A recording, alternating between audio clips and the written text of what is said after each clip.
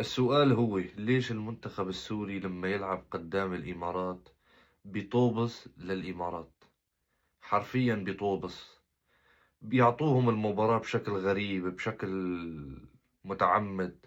بينزلوا اللاعبين الواسطات، المحسوبيات، بيخلوهم يفوزوا بالمباراة أو يمكن يتعادلوا بطريقة أو أخرى. إذا حابب تعرف الجواب تابع الفيديو. السلام عليكم ورحمة الله وبركاته. إذا بكرة إن شاء الله راح يلعب سوريا مع الإمارات في كأس آسيا تحت 23 سنة.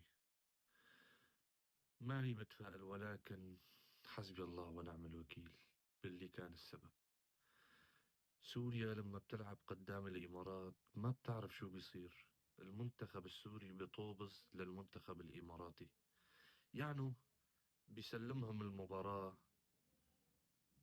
لاعبين السوريين ما بيعرفوا يلعبوا قدام الإمارات، يعني بيعطوهم المباراة بأي طريقة كانت.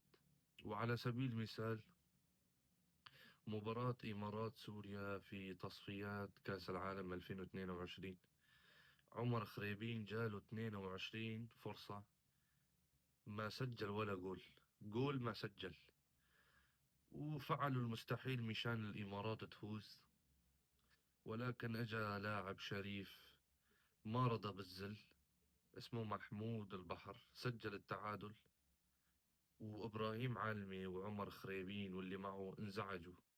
كيف بتسجل التعادل على المنتخب الإماراتي؟ طبعا إذا حدا إماراتي عم بيشوفني، أنا قصدي مو عليك أنت، أنا عم بحكي على قليلين الشرف اللي عنا فقط لا غير.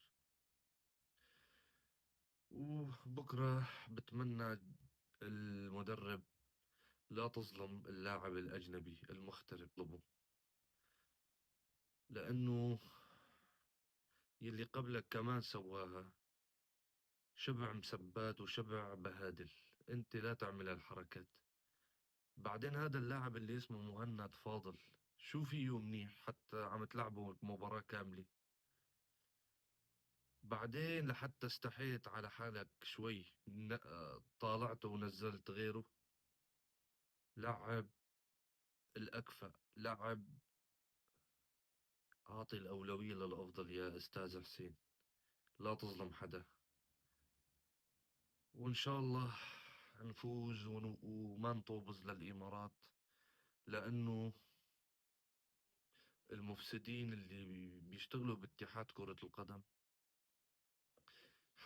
حسبي الله ونعم الوكيل فيكم إلى يوم الدين. بس السلام عليكم.